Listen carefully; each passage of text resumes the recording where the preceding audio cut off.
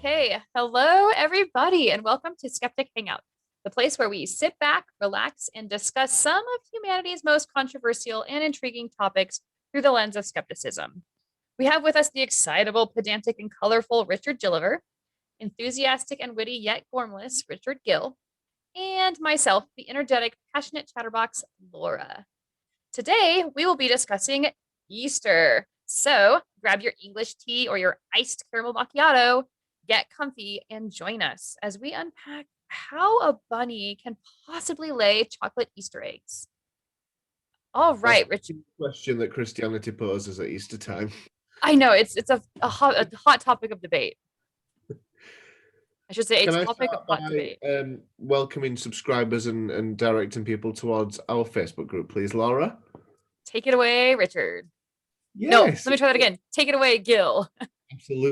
absolutely. Well, Bunny was just telling me how amazing it is to be a part of our Facebook discussion group, as it's a place for intellectual and casual conversation about all the topics that we are currently talking about. And as well, I think it's just great that we can get some feedback on what we're talking about and get more perspectives than just the three of us in our own little echo chamber here. So it's really nice to speak to people on there and be a part of that. So if you're not already, there'll be a link in wherever you're watching or consuming. It's where we get to hear from people who actually know what they're talking about. Yes, it's refreshing. Isn't it refreshing? Although, to be fair, this is probably the first episode where we've got two former Christians and someone who was actually doing a degree course in religion on a subject so that we can actually talk about using those that information. So this episode might be a little bit more than mediocre. Are either of you suggesting that we might have actual things to say about something this week? I certainly hope not. I hope not. It's going to be annoying. But yeah, subscribe and do all those things, please. Thanks. Yeah. Awesome. Yes. Okay. So Easter. This is a topic that I'm not sure where we should start on because there's the Christian version of where like the importance of Easter, there's the history of Easter, there's the traditions surrounding Easter. So I think there's a lot of traditions because I think it's interesting because lots of people, especially from my perspective in the UK, just associate Easter with chocolate and the Easter Bunny and all that lot because for most people the Christian symbolism isn't a big part of it in the same way as with Christmas it's not necessarily as big a part, although I think with Easter possibly there's even less of a Christian element to it. Like still with Christmas people think about the story of the baby Jesus and all that, whether or not they actually have an active Christian belief. I think at Easter time people can almost completely get away from that. Absolutely. And I think it'd be interesting just to talk sort of with our transatlantic panel about sort of what goes on. So Laura, what goes on in America normally for the everyday person at Easter? So so for us it's oh my gosh, I don't even know where to start with this. So we do tend to still have the heavier Christian element to a lot of Easter, but there is also a strong secular element to it. So on the secular side, we do a lot of like Easter egg hunts where we hide plastic eggs with little treats inside of them or little chocolate eggs, and the kids go and find them. And we do Easter baskets, which is like little gift baskets that the kids get in the morning, filled with little like goodies and stuff. And then there's normally like some sort of Easter celebration, whether it's like a party or like I think ham is served a lot. I don't know because I don't eat ham, but I think that's pretty popular at Easter celebrations. Things like deviled eggs and hard boiled eggs is a pretty big thing. Yeah, so my personal Easter traditions, like this came from my mom growing up, completely secular. Like I didn't even know that Easter, like you said, I didn't even know that Easter even had any sort of Christian ties to it until I was much, much older. For me, it was all just the Easter egg hunts and the Easter baskets and stuff. And what she used to do is she would hide our Easter baskets the night before. And so the morning of Easter, we'd all wake up early in the morning and we'd have to look for our own Easter baskets. And we got to the point where we were old enough that we kind of got how it worked.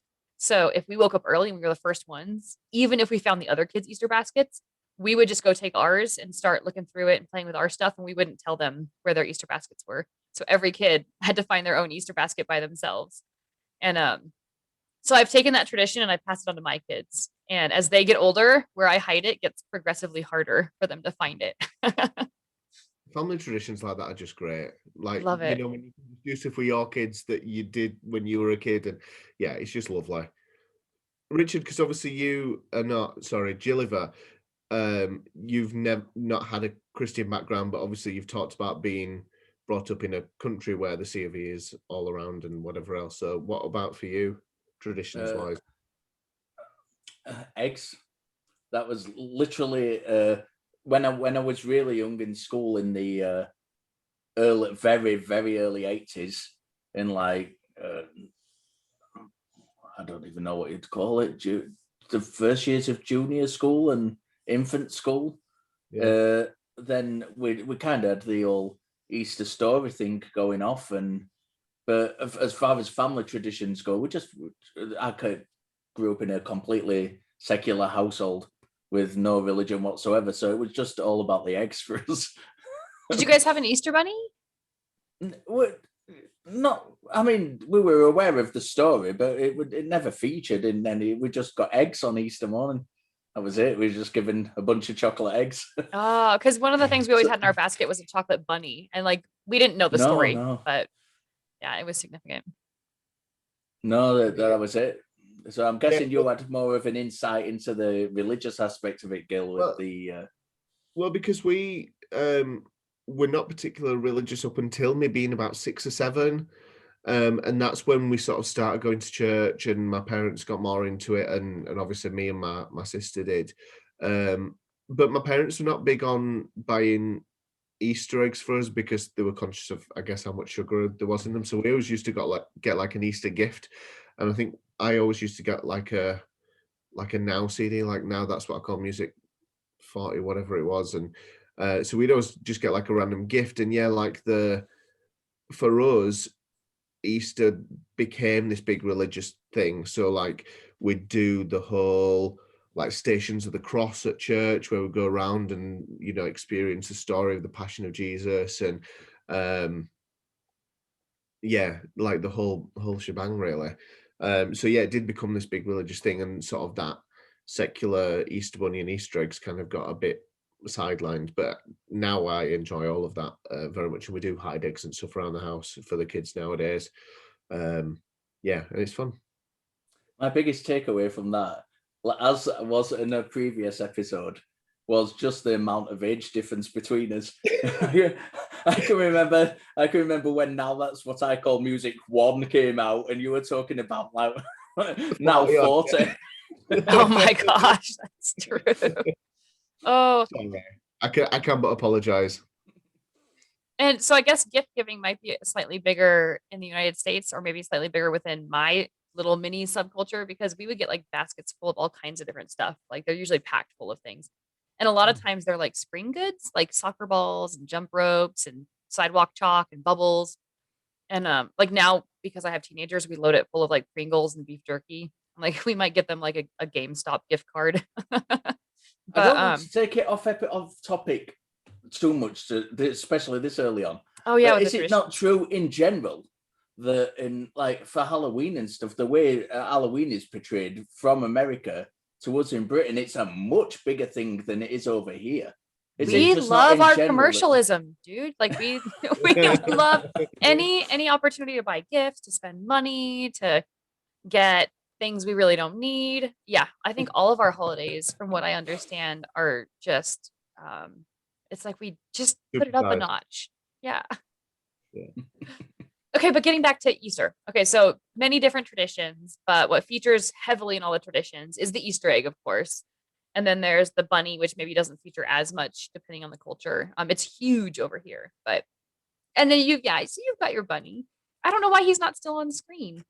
He's just cumbersome.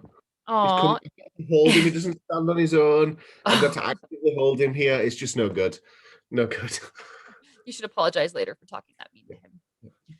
And then, of course, there's the aspect of Easter that we would say might be viewed by many people as the reason for the season, right? So that is the religious aspect of Easter. Dilliver, did you want to start us off with the religious tradition aspect of Easter?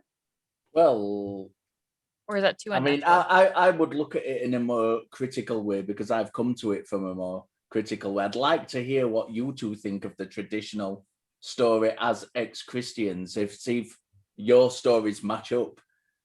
That's what I'm really interested in. To see if your ideas of the Easter story are the same, to see if they're different, because I'm guessing, Richard, you were Church of England. Laura, I Yeah. don't know what denomination you were, but it certainly wasn't Church of England. How do you So know? It's the American branch of the Church of England. No, I'm gonna really disappoint you, Gilliver, because I was only a Christian for so many years, and it was like from age 25, 26-ish, until my early 30s. So, a lot of what I remember about the religious aspect of Easter really did involve, like, it was all the same Easter parties, but with a religious undertone with a religious group. So we'd have like a huge church picnic where we'd all do like Easter eggs and have a big like potluck lunch, but it was with the church instead of with the family. And we'd all wear like our Sunday love a beautiful church Easter picnic. dresses, which I didn't do before being religious, right? It was just wear whatever you want to wear. So I don't remember much about the teachings other than that it was about the resurrection. And so yeah, we reheard the resurrection story and they told it in the Easter sermon, but we never did like the what did you call it? The with the cross, the The Stations of the Cross. Stations of the Cross. Yeah. A friend of mine had mentioned that in their particular denomination doing something like that. And I'd never even heard of it. I guess it's like it's little chunks of the story. Yeah. But yeah, We I did never it in did a know couple of that. different ways. So we had it because the Stations of the Cross is like technically before Easter, so it's the whole bit of like the trial of Jesus and his betrayal by Judas and all Oh. of that lot. On and I think we usually did it on Good Friday or around Good Friday, and often churches have it within the church, so there might be like pieces of artwork that represent different bits of the story that go around, and so like the experience that you go through is like you all physically walk around from each station to the next, sort of trying to experience the story and trying thinking about like how Jesus was feeling or what was supposed to be sort of concentrating on. We did it in our town, in Sorby Bridge, in West Yorkshire, where we did like one with all the churches in the town who went from different parts in the town and different people led it in different ways. So you have And to then we drive all around? no, just walk around. So we just Oh, they walked got a around location. in the town. Yeah, so we'd like process. So because there'd be like various vicars and priests from various churches. So we'd start at the Methodist church, go to my church, the Church of England one, we'd end up at the Catholic church further up. And so there'd be someone at the front carrying a cross and we'd sing like a hymn in between each station, and then we'd stop at a station, experience that bit of the story, and then we'd move on. And I think part of it was like a pride thing, like, look at us, we are the church and we're proud to be here doing this, following the cross through the town. We'd always end up at Catholic church, and then there'd be a bit of a service there, of us all together. I always really valued those. This isn't quite talking about what you were talking about, Jennifer, but like I always really valued that experience, and it was actually one of my highlights as a Christian. Oh, In the end, nice. it was one of those sort of really solemn, reflective times that actually was really reflective and made you consider the suffering of others. And like, yeah, I remember it all really sort of quite clearly and vividly, and the experience was really deep, and it felt like one of the more meaningful things that we did in the church. Um, but then uh, now I look at the story upon which it's based and the book in which it is held, and obviously have very different opinions of the sort of subject matter of it. But still, as experiences were really, were really interesting. So it's funny, like this has nothing to do with Easter, but while you were talking, it made me think of like some of the cultural differences, like not just between England versus America, but just where we live. Because I live in a very rural area. So when you say, "Oh no, we went to church," and I was like, "No, you drove from church to church?" No, no, I just walked from church to church. And I was like, "Wait, how does that even work?" Right. So I'm imagining now that you're probably in this very small area where there's a lot of churches within a certain Yeah, I radius. mean, in my little town, there was my church, which was like the main parish church, Mhm. the big one with the tower. There was a Methodist church, there was an Elim church, there was a Catholic church, but then there were a couple of like smaller churches as well, which had closed down and sort of in the not too distant past, and you can walk from like the two at the furthest end. I mean, it's about a 10-15 minute walk. Wow. And so then everyone just kind of coordinated together. Yeah, it was like a coordinated thing between all the churches, because obviously dwindling church congregations meant that it wasn't valid for one church to do that. It's just like power in numbers. Yeah. But you were talking, Gilliver, about the story of Easter and sort of the way that it goes through the story. And I think the sort of the highlights in my mind of the story, right? So there's like the garden on is it the Garden of Gethsemane? Where Jesus is given up. Yeah. Where the soldiers Yeah, come and get him. Yeah, and the soldiers come and Yeah. get him when he's praying, and they fall asleep when he's praying and all that lot. And then they take him and it goes on trial. Mhm. And they say like, no, I don't want to try you. So then you need to go to the Jews and they'll see if you're guilty. And the Jews say, yeah, you're guilty. And there's a whole thing about like Barabbas, and they want to kill Barabbas, but then they say, no, we want to kill Jesus. And then they kill Jesus, he dies. Everyone's really sad. Then there's all things about like zombies and stuff, which I don't get. And then The rising of the dead or whatever. which was absolutely glossed over, by the way, in church. Right. I didn't learn about that until after I was not Christian anymore. Absolutely glossed over. And yeah, he goes into the tomb, and then on the third day, the stone's rolled away. He's not there. But Mary is, and he thinks he's a gardener. There we go. And so you're taught it as like this somber sort of like respectful sort of observation. And for us, it's kind of the opposite. It's like this huge, like sort of joyous celebration, be excited, eat lots of fun food.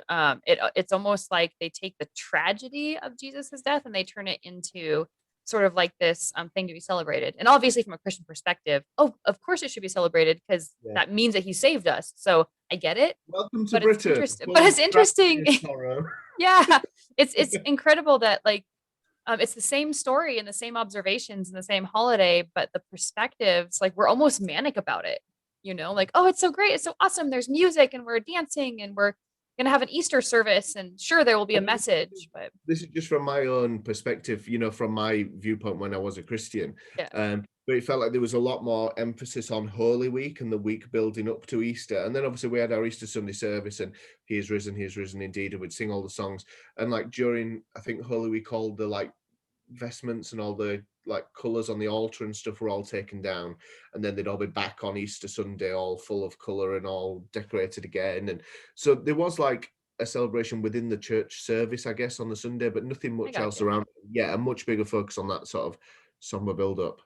So there was sort of still a victory there, like that. Yeah, that's interesting.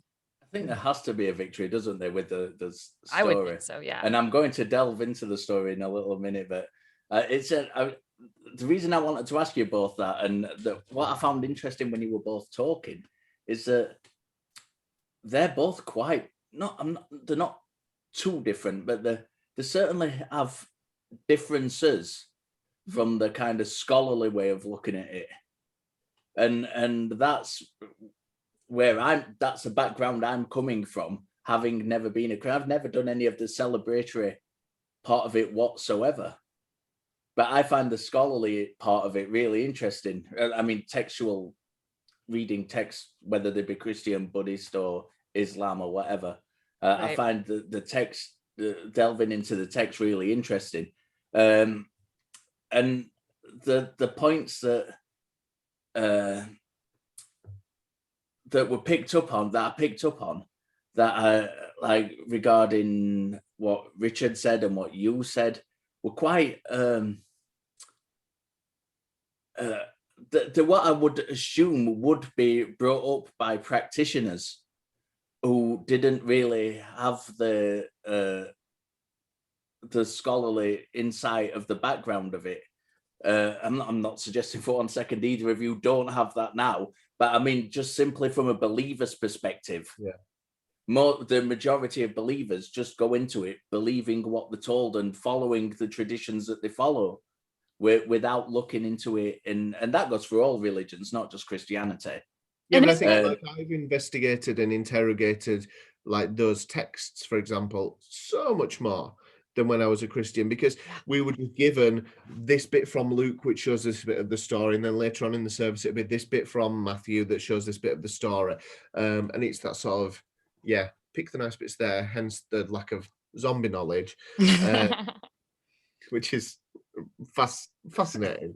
So isn't it interesting then that that we've heard, like, so me, for example, like, I can't remember exactly how long I was a Christian, but it was almost a decade. I'm gonna say like 8 years. So let's say the 8 years that I was a Christian. That's 8 Easters.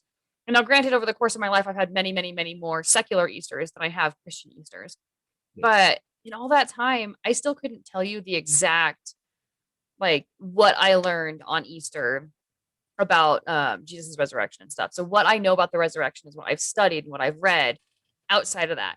So imagine, like, I just think how many Christians, like, that are celebrating that holiday really have no idea exactly the details of what they're celebrating. Like what you said, they understand what they're told each time, they understand the messages that are reinforced, or like the general concept, but how many are like missing all the subtleties and all the, like what Gilliver says with the academic aspect of what's in the Bible, right? And Like you how think much about is any missing. sort of Christian creeds, like lists of things that we as Christians believe, always includes things about the risen Christ and Mhm. all of that. And I think people are taught that it's important, but just without interrogating it, because obviously there's no incentive to Well, necessarily for the everyday believer. yeah, and like think of it this way, like they say the whole 3 days and he has risen. That is huge in Christianity. But in the Bible, it's not 3 days.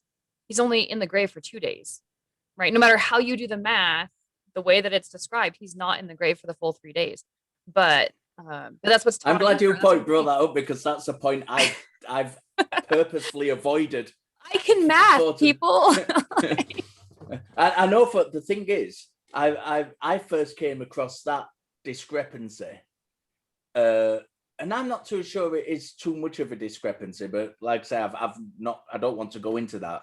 I've purposefully left that out of what I wanted to talk about tonight, because it's so complex. Yes, But and it is very controversial. Yeah, I first came across that discrepancy through Islam, because there's the Muslim friends I have. There was such a big thing when they were talking to Christians about saying, well, your texts aren't accurate. mm-hmm. For example, the 3 days doesn't make sense. And that's where I first came across that discrepancy. Yeah, what's interesting is that's when I came interesting. across it as well. So I wonder if, in terms of Western Islam and like the Islam that's being discussed and talked about within circles in the UK and in the United States, I wonder how much of it focuses on a response to Christianity, right? As their apologetics. So a Christian's apologetics really focuses on atheism or unbelief, whereas a Muslim's apologetics seems to me like they do touch on the scientific parts of the Quran and all that stuff. They do speak to the secular or atheistic side of things, but it seems to me like their apologetics are really geared towards countering Christianity. And I spent most of my time as a Muslim studying the apologetics against Christians and studying the discrepancy between the Bible and the Quran, and very, very little about actually scrutinizing the Quran from a secular perspective. Just on a sideline, in Islam, does Jesus, because obviously Jesus is an Islamic prophet, what happens to him in this bit of his story? Is it a similar sort of storyline generally in Islam? No, yes and no. So they don't tell the story in detail. There's no like the Stations of the Cross kind of story. What they do say is the Jews didn't kill Jesus. They made it was made to appear that they had killed him, but they didn't kill them. And it doesn't get into really deep into, and on the third day this, and Pontius Pilate that. It doesn't talk about the story itself. It just talks about how, yes, the Jews think they killed Jesus, and yes, they tried to kill Jesus, but it was only made to look like he died, and he didn't really die.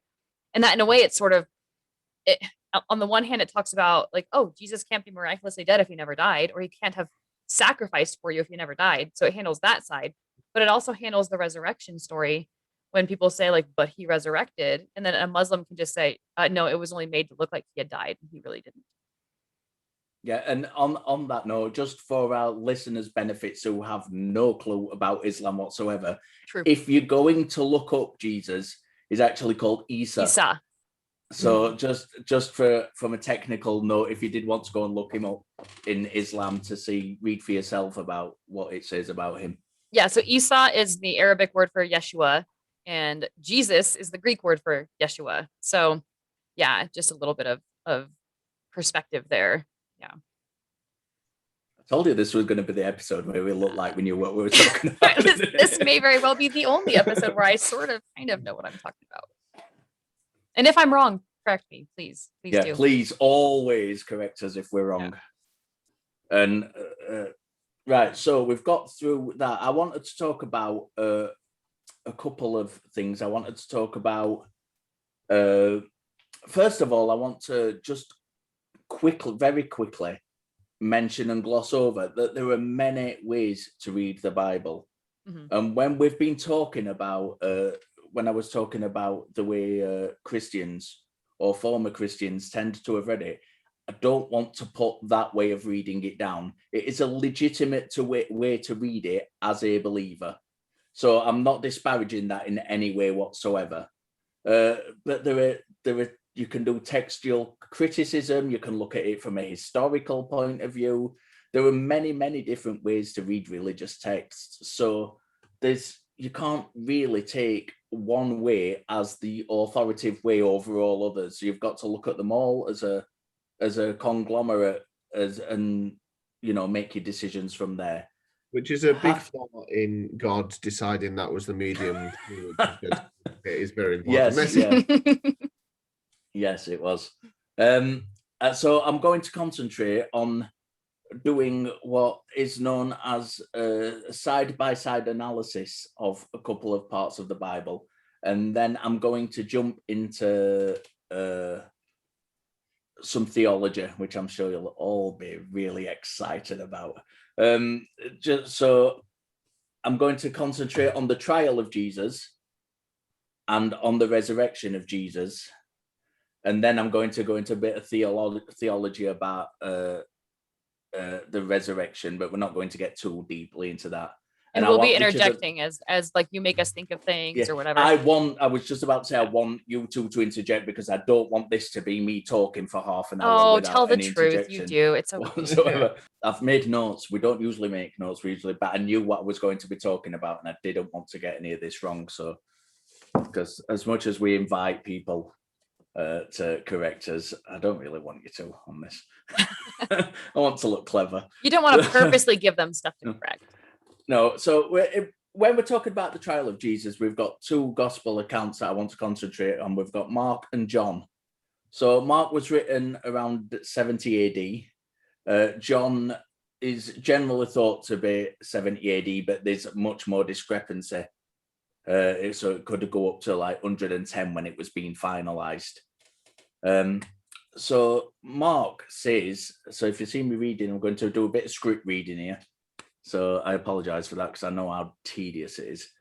While you're reading that, I'll just crack out my cream egg. So I can't believe he's eating a cream egg on air with us. So I hate you a little bit right now. We're talking about the trial of Pontius, the trial before Pontius Pilate. So Mark says, the evening before these events, the Jewish priests, I'm not directly quoting from the Bible here, by the way, I'm paraphrasing. The evening before these events, the Jewish priests eat the Passover meal. In the morning, Pilate asks Jesus if he is the king of the Jews. Jesus says, "You say so."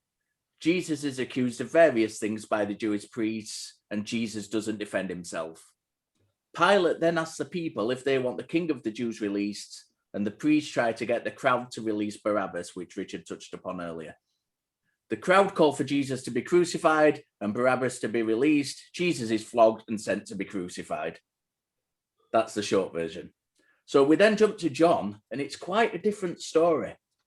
So in the morning, the priests take Jesus to Pilate, but refuse to enter because they haven't yet eaten the Passover meal. Pilate goes between Jesus, who's inside, and the priests who are outside. Jesus says much more in John's account than in Mark's. Jesus is flogged in the middle of trial rather than the end, as in Mark. And in John, Pilate says Jesus is innocent and should be released on 3 occasions. And there's a real question as to why that is.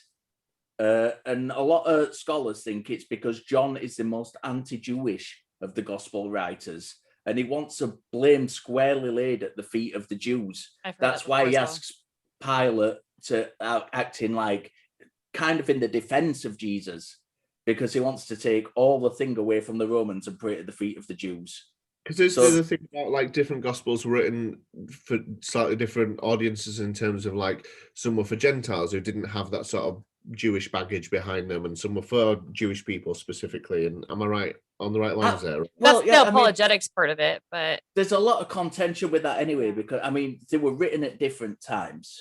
I mean, we and don't have people. originals. Yeah, we don't have originals of any of them. All we have is copies. So when we say, for example, John was written 70 to 110, or Luke was written at 80 to 110, we're talking about the copies we have and extrapolating backwards. We don't actually know when the first copies were written. And this is when we were talking about earlier, you can read things in different ways. You've got to do a historical analysis of stuff like that and take that into account. Yeah, and because... I think... Go on, Laura. Well, I was just about to say, I think it would be kind of a leap to say that, I mean, or almost an apologetic to say that the reason why they're different is because the Christians knew that the audience they were writing for was more or less pro or against Jews. I think it has a lot more to do with they were separated groups teaching separate theologies that were similar. Maybe they had the same root, maybe they had similar roots in general, but I'd be interested to see, like, in order to say that, oh no, it was because they were trying to speak to a specific audience in terms of their relation to Judaism. I'd be interested to learn more about that, because I don't know that there is that specific tie per se. No, I mean, there are lots of you've got to bear in mind as well that every different, I mean, there are many different religious scholars who have different ideas about why things were written and which audience they were written for. Right. For example, my personal opinion on Matthew, for example, and I touched on this before in the Easter Christmas special I did way back in December. My personal opinion of the way Matthew wrote things was to change stories to make Jesus fit into the predictions that had been made about the coming Messiah. So prophecies. Yeah, to fulfill the prophecies. He referenced a lot of prophecies in his writings, and from whether it was the timeline, the patriarchal timeline he came from, tracing him back to Abraham. He tried to fit everything he wrote into these prophecies to make Jesus fulfill these prophecies. So yeah, that was the trial. Any comments on the trial? Yeah, I think the trial brings up a lot of questions about the historicity and the realism of it. And I can't remember the exact critiques that I heard, but I like one question that immediately comes to my mind, and it's not something I've specifically heard critiqued, but it just came to my mind, is were people generally flogged in the middle of trials? Like, was it common to treat people like they were already guilty before they had been found guilty? Because there's a lot about this Jesus story that's like, did they do that back then? I'm not saying they didn't. I'm curious. No, I don't, and I don't know the answer to that. And I think it is one of those things, especially the fact that that's in John's account, and in Mark's account, it doesn't happen until the end, until he has been found guilty, which to most of us would make more sense from our perspective as, you know, modern people, you know, with fair trials and things. But who knows? Who knows? It's one of those interesting things. Could say with the sort of seeming discrepancies between those gospels of like, yeah, those finer details are slightly different and the order might be slightly out, but the story is basically the same, and that, you know, it doesn't necessarily matter whether that happened before this or it was the other way around, because he was tried and found guilty and executed and then rose again. And I think it would be fair to sort of bring that up.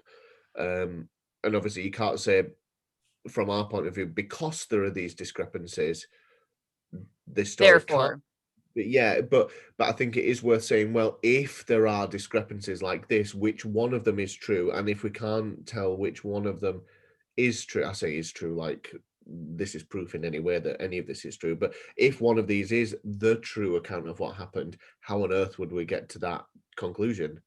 Yeah, how would and we know? I think in general, and I think this is highlighted more in the Christmas story than in the birth of Jesus than anywhere else. You tend to find that the kind of general Christian story is just an amalgamation of all the parts that match.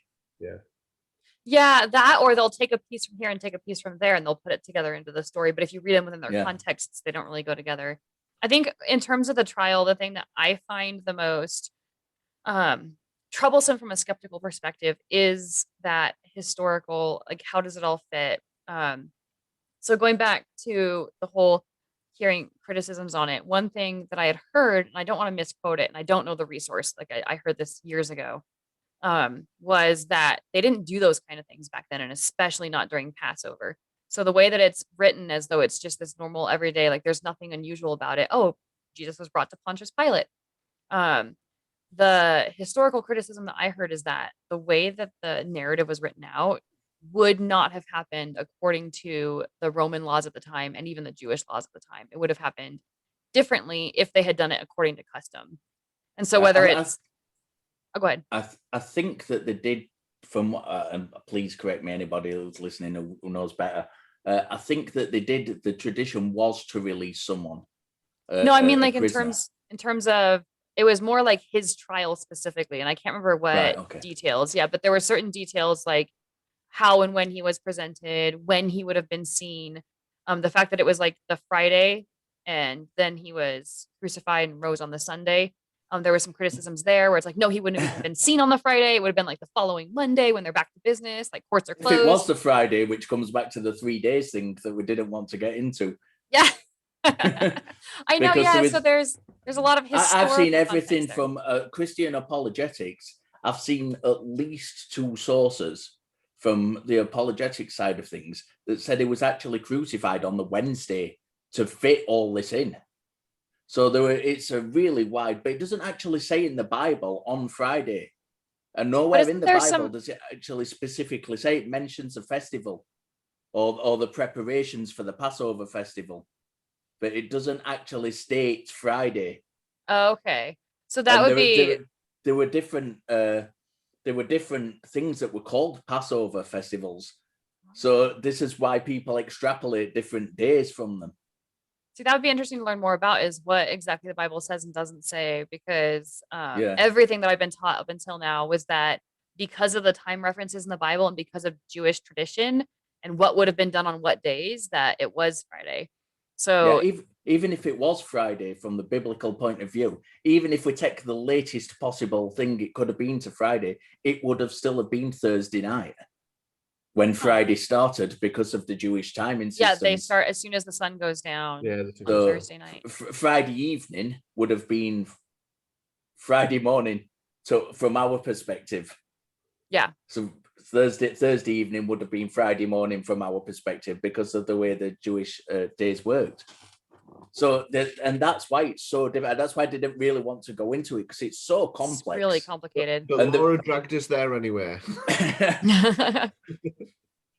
So go on. No, I was just gonna put it back off to you. So go ahead. Yeah. So the next thing I wanted to talk about was the resurrection.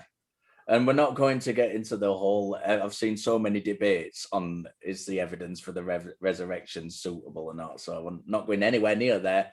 What we're going to talk about. Can we just summarize by using the word no and then move on? I vote Gil's route. No, we should do the resurrection quickly, and then we can move on to like more like the history of Easter and stuff like that. Right, so we're going to talk about the same way. We're going to take the 4 gospel accounts and we're going to look at what they say about the resurrection. So I'm going to try and fly through this quite quickly. So if you want to stop me at any point, stop me.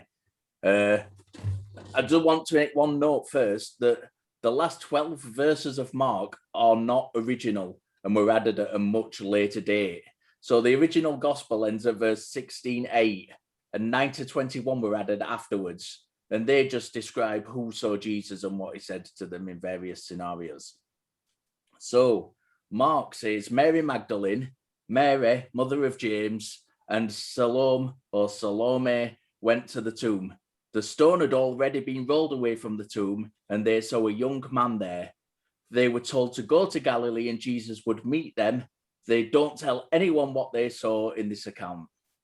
That's it. That's Mark's. Matthew says it was Mary Magdalene and the other Mary. The stone was rolled away by an angel while the women were there, and they tell the disciples what they saw, but they have no response because then Jesus appears to them. So already we've got discrepancies in those two accounts. Luke says it was Mary Magdalene, Mary the mother of James, Joanna, and others, and they saw two men there, and they were told to remember that Jesus told them when they were in Galilee, and they told the disciples and the other people that they saw, but they didn't believe them. So now we've literally got 3 for 3. We've got 3 different gospel accounts, all telling different stories, different people, different sets of circumstances. John says it was Mary Magdalene on her own, and she didn't see anyone there. She told Simon Peter and one more unnamed disciple, and they go to the tomb to check for themselves. So we've got 4 gospel accounts regarding the resurrection of Jesus, the single most important thing in Christianity. It's like the cornerstone of the faith. Is the resurrection, right? It's the single most important thing after the fall in the Garden of Eden, and which I want to do a full episode on at some point. But we should. And they're all different. The people who were there are different. The only constant is Mary Magdalene. And that destroys the apologetics of that too. So from a skeptical perspective, even as a Christian, what I was always taught from my pastor was, well, it could have been different people at different times of the day. Like nothing says that only one group of people visited the tomb. So it could have been that these various accounts are just different people coming to the tomb at different times, and the circumstances were slightly different. But when you have Mary Magdalene in literally all 4 of them, and then you have big details like the stone was or was not rolled away, right? Yeah. Who was told? Presence of angels. Yeah. Whether or not she was instructed to tell anybody or not tell somebody, right? Yeah. Who she ran into on the road or immediately afterwards, who she took back there or didn't take back there. We're talking about a single character that's fluid throughout all 4 accounts, and they're completely different. And that's a difficulty. That is, if you're honest about it, you've got to say that is a difficulty with the text, because it's the single most important point in Christian history, and the accounts just don't match. And it's not just who was there that doesn't match; it's who they told, whether Jesus told them to do something or not. It's amazingly different. And if you're just talking about like 4 different versions of a classical story where there's no implication, I think that's fine. Sorry, I just cleared my throat a little. No, that's okay. I'll actually restate it. I'll just cut that part out. If you're talking about like 4 different versions of like a classical tale, right? Like Red Riding Hood or whatever, and it's told slightly differently here and slightly differently there. There's really no problem with that. And it doesn't necessarily mean that the story doesn't hold significance. But when you're talking about this is the truth of the universe, there actually is a God out there. There actually was a resurrection. You're actually going to hell if you don't believe this. Now suddenly the details do matter. And the fact that there's so much discrepancy in the single most important tale, I think does matter a lot more in this story specifically than say in any other account where it's like, well, I mean, it's just different people's perspectives or a different storytelling, or it changed along the way. It's the word of God. Comparison that you made with like Little Red Riding Hood or whatever, because I think it does highlight the fact that, like Jill was saying, with these gospel accounts being written so much later, we believe than the actual events occurred. You know, there is a big difference in the story of Little Red Riding Hood if Grandma is just hiding in the wardrobe compared to if the woodcutter comes and cuts open the wolf and Grandma's inside. Mm-hmm. Like, those are 2 very different stories with very different endings. And yeah, I think I was never even aware that the Gospels told this story differently when I was a Christian, and certainly that conundrum of, well, what is trustworthy or what isn't trustworthy, or how does this all fit together, was never even a component of my life. Appreciating and apparently, as best as I could, understanding that story. I think as well, while we've been talking, the question in my mind has come as to, like, why is this such a big part of Christianity? And obviously it's a miraculous thing to have happened. I mean, I certainly don't have the ability to resurrect myself or others. Darn. But, I was like, kind of putting my eggs in that basket. yeah. But Shit. why is it such a big cornerstone of Christianity? Why is it really important to Christians? I was taught that it was really important, but I don't know why it is important. It was just decided that it was. I don't know. Do either of you have sort of a... I mean, I think it's important because it's the resurrection is a really important part of Christianity, isn't it? It's showing that Jesus is coming back to fulfill, as I talked about earlier with Matthew, is fulfilling the prophecies, which shows that he is the Messiah. The fact that he has resurrected is fulfilling these prophecies, and that is proven in Jewish in the Jewish literature. It's very important. This is why there was so much contention against Islam when Islam first started, because Muhammad came along and claimed to be fulfilling scripture, yet it was doing nothing to prove it. It wasn't full. The Jewish had tests that you had to fulfill to be shown to be fulfilling scripture, and Muhammad wasn't doing that. It was just making claims. No, he was bringing a new scripture. Yeah. And what's happening in Christianity is the fitting Jesus into these fulfillment of prophecy. So he is fitting, he is fulfilling the Jewish requirement. So he is the Messiah, and that is why it's so important. And I have got to mention that regarding these 4 criticisms I've just made of the Gospels, what Christians would say is that none of the fact that they don't match don't actually make any difference as to whether he actually resurrected or not, and that is the important part of it. So as much as we can pick them apart and say it's pretty shit that it's like the biggest story ever and the most important part of the, and it doesn't make sense, it doesn't match up, apologists would say, well, that's irrelevant anyway, because it doesn't say anywhere that it didn't resurrect. Yeah. And that is the single most important point of it. So, and you talk about what is the importance, and I think that Gilliver just nailed like the tie to Judaism and why the resurrection was so important, but also something to keep in mind, like, and this is true of ancient Jews even before the time of Jesus, was that they were surrounded by these other cultures and these other God concepts, and they worked a lot of these God concepts into their religion over the years. You can kind of see how it's developed and how Yahweh changes over the years, how he evolves. And yeah, and one thing that is fascinating is that Jesus came about when dying and rising gods were quite popular. Like, it wasn't even that unusual. And there were other Messiah claims. There were other people who claimed to be the Messiah and who claimed to be the dying and rising Messiah, right? There were multiple Jesuses historically, right? These accounts in different places. And some of them predate the stories that are now in the Bible. So I think that when we talk about in terms of importance, I think that they were trying to set up a relevance in addition to being relevant to Judaism and to having those Jewish followers. They were also trying to be relevant to the societies and the cultures of that day. And I think, and I mean, I'm not a historian, so I don't know everything about history, and I don't know that what I'm saying is absolutely true. But from everything that I've read, it seems like that dying and rising theme wasn't unusual. And it wasn't unusual. And you have just segued brilliantly into the third part of what I'd planned to talk about, which is, you're welcome. Literally, there are some schools of thought that say the early Christians thought that Christ was made equal to God as a reward for his service at the resurrection.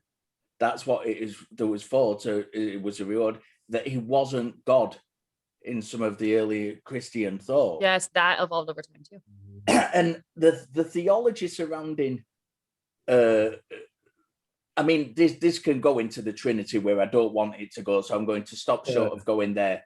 But the theology of Jesus being God is directly tied to this event, and there's so many. I was going through. I've got a book on Christian theology, and when I was thinking about what I wanted to talk about, I was just flicking through just to fact check what I was going to say. And the Son of God to the ancient world meant son of a god. That's literally what it meant. It was like Zeus and whoever his sons were. Heracles. I'm not big on me. I'm not big on me Greek, ancient Greek knowledge. But that's literally what it meant in the ancient world. It literally meant son of a god. So in a lot of these instances, when people were writing at the time about son of God, they meant the literal son of a god. Yeah. And go on, Laura. No, I was just gonna say that's a huge Islamic criticism too, because right now we're never ever taught that as like Christians. You're never taught that originally Jesus was seen as the Son of God, and so it makes no sense when you're reading the Quran from a Christian perspective why they say the things they say. But it says in there, it says, and you call Jesus the Son of God, and God fathered nobody. God is above all of that stuff that produces like reproduction and sex and all that stuff. God is far above that. He doesn't have a wife. He doesn't have children. And it's explicit in the Quran because it's addressing that very teaching. Before Jesus was ever God himself, he was literally the Son of God. And that was disgusting to early Muslims. Yeah. And to like follow on from that, we've got those ideas about what the resurrection was. But one of them, the main one for Christianity, is the incarnation, which is obviously Jesus becoming, or God becoming man. But there are even different ideas about that. There isn't just the idea that God became flesh and a man. There are some forms of the incarnation of Jesus. Some theologians think that what it actually meant was that Jesus was a pre-existent being, like an angel, perhaps, or something along those lines. And it was that being that came down and was incarnated into a man. It was a divine being who came, but not God, but a divine being who came down and was incarnated as a man.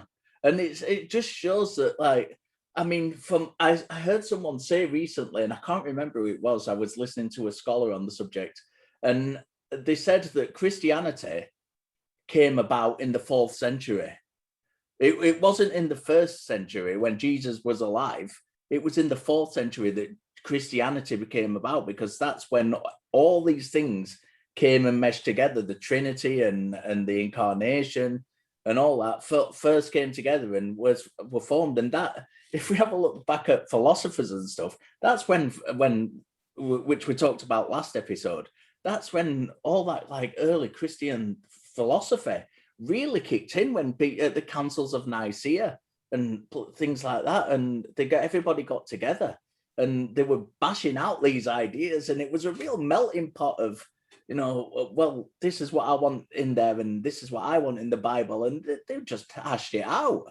It must have been fantastic to witness. Or scary. That's a really good point, though, because the Council of Nicaea really took what was very disparate stories. They were all very different. There was lots of different sects. And we're talking like, I mean, just even today, there's lots of different sects of any given religion where it's like, I think this, I think that. But I think back in the day, I think there was more variety, given the fact that there's not the internet and publishing companies and stuff like that. So these stories were the ones that they brought together that seemed to roughly fit, but they're already different enough. And the ones that were left out were even more different. And so you start thinking about early Christianity, and it was just this hodgepodge of ideas. Yeah. And what we're seeing today is kind of like what survived. And I get the whole like inspired by God, the Nicene or the Council of Nicaea was, guided by God's hand or whatever. Like you can't really unfalsifiable claims. Gotcha. Right. But I mean, I don't know.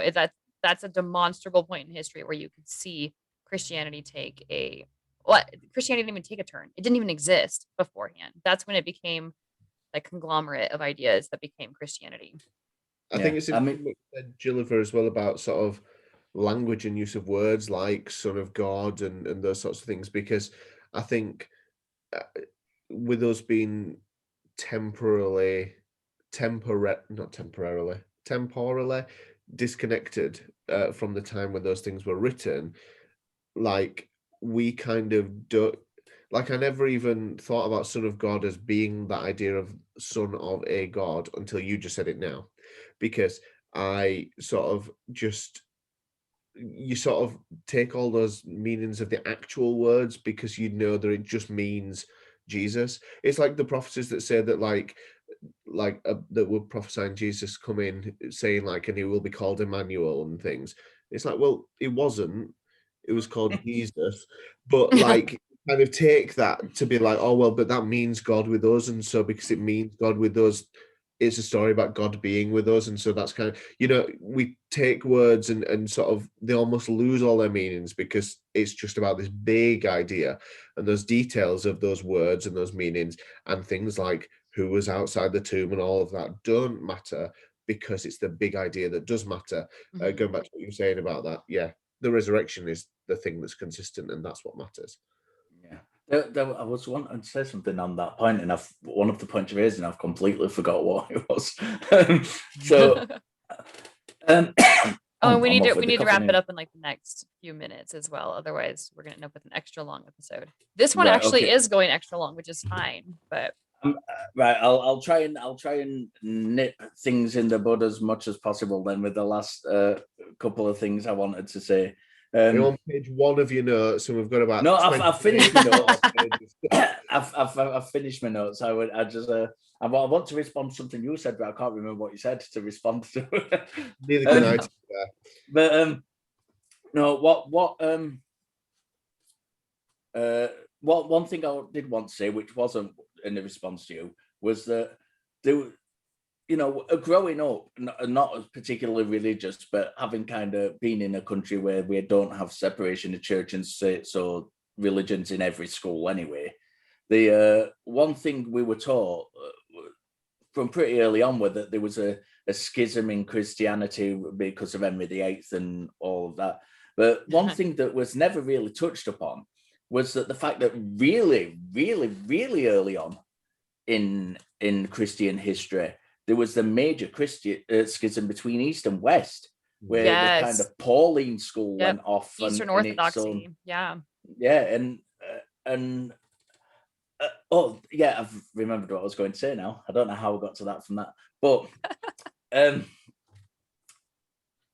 forgotten again. I'll get there. Bear with me.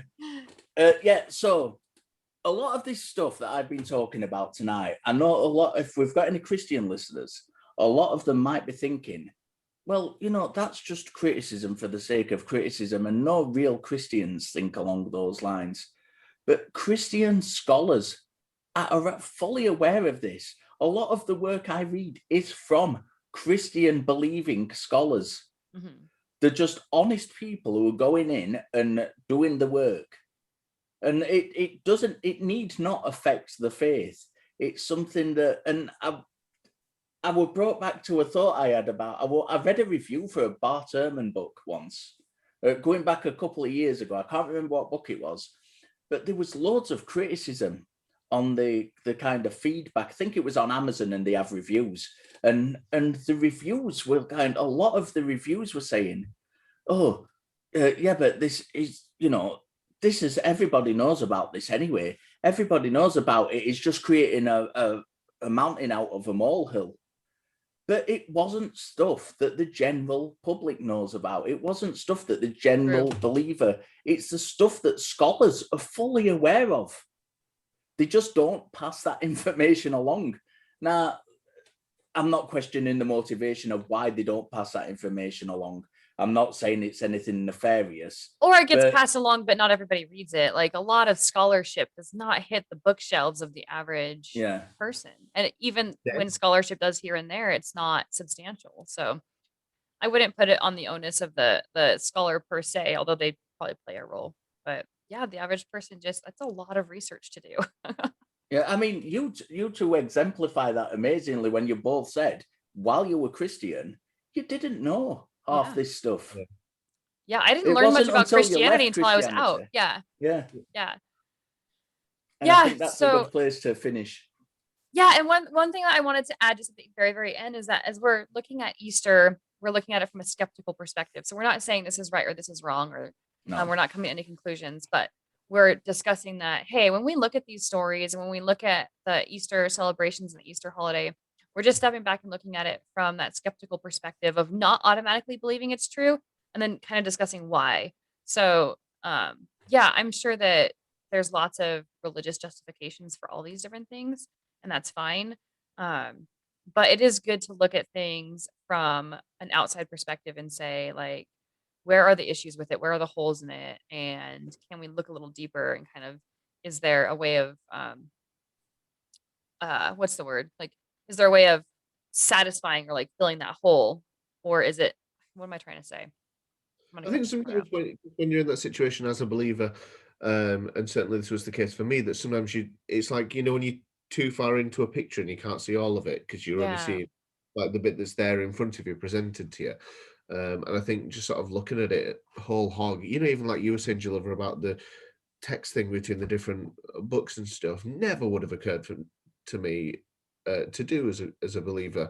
And I think it's interesting to just sort of look at it and think, there's some questions here and they're worth asking. Absolutely. Yeah. And I don't have to accept anything as true as long as I have those questions, right? Yeah. So this brings us to the end of our episode. We did not get too much into, and I thought we would, we didn't get too much into the pagan roots of the holiday or where all these different traditions came from and stuff. I don't even think that's necessarily important, given that we dug in the whole time into the roots of the Christian story, which is really what we're talking about when we say Easter. So all that other stuff is just sort of on the periphery, and maybe we can attack that next Easter when we do a year 2 video. Okay. In the meantime, don't forget to follow us if you haven't. Hit us up on Facebook or on your favorite podcatcher. Hit us up on Facebook, and let's get those conversations started. In the meantime, we are Laura, Richard, and this is Skeptic Hangout. Until next time, keep questioning, interrogate your beliefs, and stay skeptical. And have a lovely Easter. Yes. Bye. Eat those chocolate eggs.